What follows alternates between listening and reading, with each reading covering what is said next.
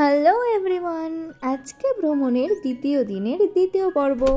কারণ প্রথম পর্বতে আমরা চলে গিয়েছিলাম বাগডোগরা থেকে মিরিক, আর দ্বিতীয় পর্বে আমাদের গন্তব্য হলো দার্জিলিং।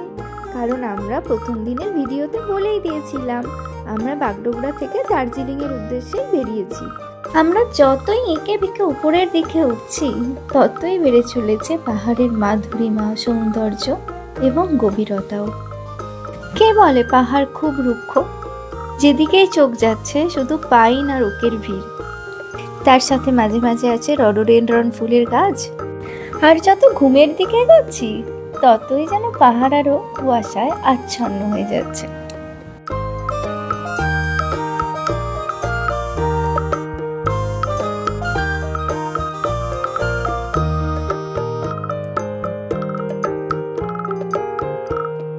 খুব বৈচিত্র্যময় দেশে আমরা থাকি। মাত্র কয়েক ঘন্টা পাড়ি দিয়েই কলকাতার এত প্রখর রোদের মধ্যে দিয়েই আমরা চলে গেলাম দার্জিলিংয়ের এত মনোরম একটা পরিবেশে। আবার দেখুন, মিরিকের ওই লেকের আলোকোজ্জ্বল পরিবেশ থেকেই মাত্র 1 ঘন্টা পাড়ি দিয়েই চলে গেলাম এরকম একটা কুয়াশাচ্ছন্ন জায়গায়।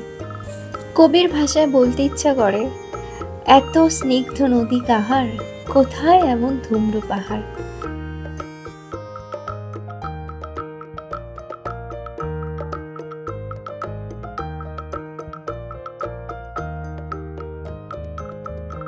এখানে গাড়িতে রীতিমতো লাইট জেলে রাখতে হচ্ছিল। দেখো সামনের গাড়িগুলো লাইট জেলেই আসছে। ইভেন একটা পয়েন্টে গিয়ে তো পুরো রাস্তাটাই অন্ধকার হয়ে গেছিলো, সামনে কিছুই দেখা যাচ্ছিল না, প্রেডিক্ট করেই গাড়ি চালাতে হচ্ছিল।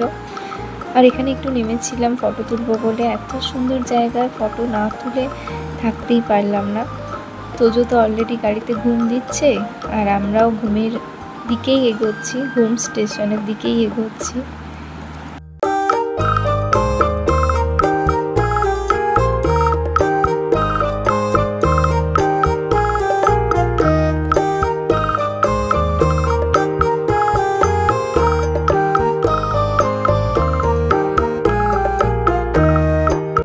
এই দেখো ঘুম স্টেশন, ইন্ডিয়ার হাইয়েস্ট রেলওয়ে স্টেশন এটা। এবং আমরা বইয়ে এটা অনেক পড়েছি, আজকে দেখলাম। কারণ এর আগে দার্জিলিং আমি অন্য দিক দিয়ে এসেছিলাম বা অন্য রুটে এসেছিলাম, এরকম গাড়ি নিয়ে আসিনি, তাই ঘুম স্টেশনে আমার এর আগে ঘোরা হয়নি। আর এই যে টয় ট্রেন, আমাদের টয় ট্রেনে চাপা হয়নি এইবারে, কিন্তু তোজো খুব মজা করছিল। দেখো ঘুম থেকে উঠে পড়েছে, আমরা ওকে তুলেই দিয়েছি টয় ট্রেনটা দেখাবো বলে। কি হয়েছে, মজা হচ্ছে? মজা পাচ্ছিল। এদিকে দেখো, এদিকে দেখো, আমার দিকে।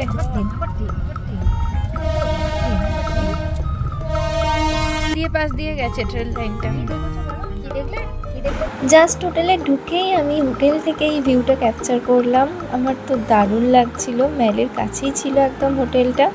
তো চলো আজকে ভিডিওটা এখানেই শেষ করছি। দার্জিলিংয়ের ভিডিও আমি নেক্সট ব্লগে আপলোড করবো। টাটা।